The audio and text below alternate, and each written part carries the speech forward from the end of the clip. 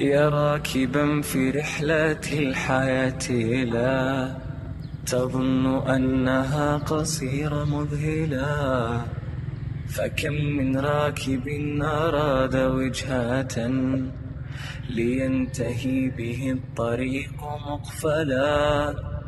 هي الحياة لعبة قانونها الفوز ليس بالوصول أولا بل بالوقوع